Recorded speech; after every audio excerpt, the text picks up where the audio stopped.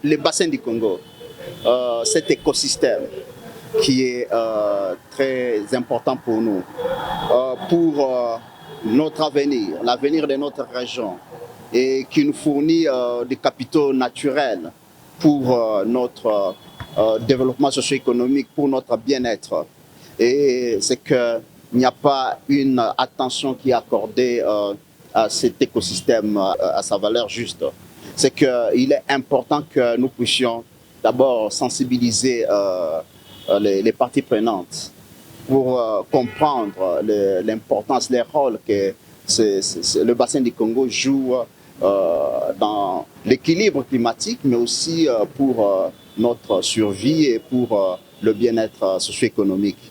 Alors, c'est pourquoi nous avons lancé cette initiative, le Forum du bassin du Congo, qui est à sa deuxième édition.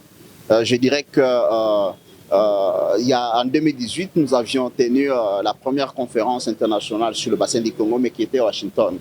Nous tenons là-bas, mais c'est que les gens n'ont pas l'occasion de pouvoir palper de leurs doigts les réalités du bassin du Congo et les défis.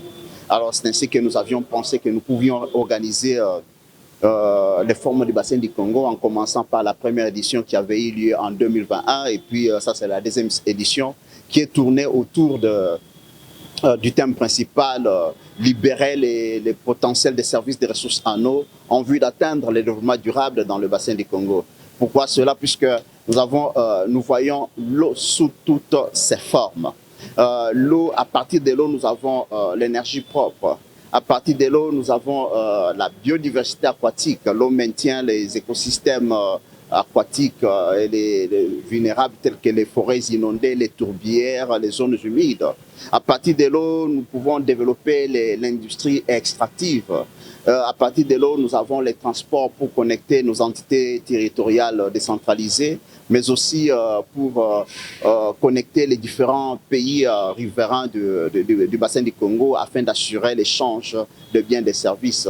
Donc, à partir de l'eau, nous pouvons bien cultiver toute l'année, ne pas toujours dépendre de l'agriculture pluviale, du climat, de la pluie, mais cultiver toute l'année afin d'atteindre les objectifs de la sécurité alimentaire. Dans ce contexte-là que nous avons conçu la deuxième édition du Forum du bassin du Congo autour des services des ressources en eau. Et puis, nous sommes ici aujourd'hui, ça a été les lancements, et nous allons continuer avec les travaux jusqu'au 13 pour pouvoir recueillir les informations importantes qui peuvent être utilisées afin de pouvoir appuyer la prise de décision des gestions durables des ressources en eau dans le bassin du Congo. Disons que le bassin du Congo joue un rôle qui va au-delà de nos frontières, pas seulement de l'Afrique, mais aussi un rôle global dans l'atténuation des effets du changement climatique. Nous devons dire que les bassins du Congo, à partir du bassin du Congo, les forêts du bassin du Congo, par le recyclage des limites atmosphériques, les forêts du bassin du Congo envoient de la pluie qui soutiennent la vie d'environ 300 millions de personnes qui sont au nord de l'Afrique et est de l'Afrique, vous comprenez. Donc ça va au-delà des frontières de la RDC, de l'Afrique centrale, ça va au-delà. Donc c'est qu'il est important, il y a actuellement beaucoup de personnes, beaucoup de chercheurs qui travaillent sur les questions du bassin du Congo. Il était important de pouvoir aussi les inviter, qu'ils viennent nous partager leurs expériences, les résultats de leurs recherches. Donc c'est l'échange des connaissances, l'échange des informations en vue de pouvoir voir comment est-ce que nous pouvons valoriser ce qui est disponible, évaluer ce qui manque, et voir comment est-ce que nous pouvons avoir un roadmap pour les recherches futures et le développement dans le bassin du Congo. En fait, ce que je dirais, c'est que les bassins du Congo étaient jadis considérés comme un écosystème loin des menaces anthropiques, n'est-ce pas? Mais actuellement, nous sommes en train de voir qu'avec la croissance démographique, les menaces anthropiques, les changements climatiques, le bassin du Congo devient de plus en plus vulnérable. Par exemple, vous allez voir que le bassin du Congo, qui est généralement considéré comme un écosystème humide, commence à connaître une sécheresse. il y a une sécheresse qui a déjà été identifiée, qui impacte même sur la biodiversité aquatique. Donc il y a toutes ces questions-là, les questions des pollutions, les questions de la disparition des biodiversités, les questions de manque d'accès aux services améliorés des ressources en eau, prenons en termes d'hydroélectricité. Par exemple, dans la région, nous avons environ 9% de la population qui a accès à l'électricité. Voilà, les accidents qui sont en train de s'observer sur nos cours d'eau, voilà, les taux d'accès très très faibles aux services d'eau potable, l'assainissement. Alors, ce sont des questions qui nous réveillent maintenant, puisque nous voulons en même temps nous développer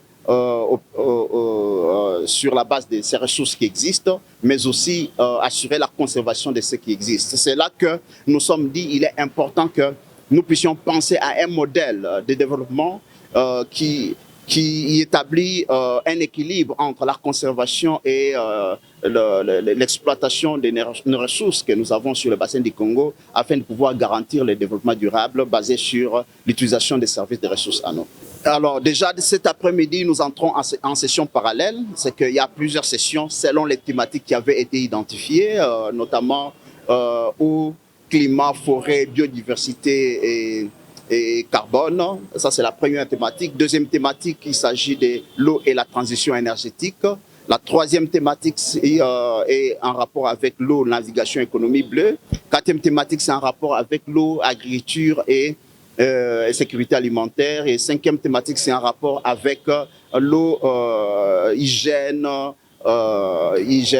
et assainissement. Sixième thématique, c'est en rapport avec l'eau, secteur privé, société et gouvernance. Voilà un peu les thématiques qui ont été identifiées autour de l'eau et qui vont faire l'objet des débats, des discussions pendant les 4 jours de la conférence. Donc il y aura des sessions parallèles, il y aura des side events, bien entendu, mais il y aura aussi les salons de l'eau que nous allons organiser pour favoriser les investissements dans le secteur de l'eau.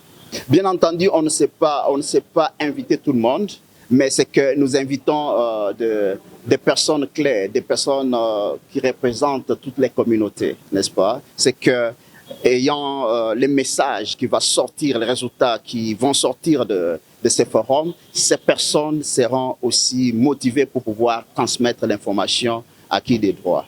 Merci beaucoup. Merci beaucoup.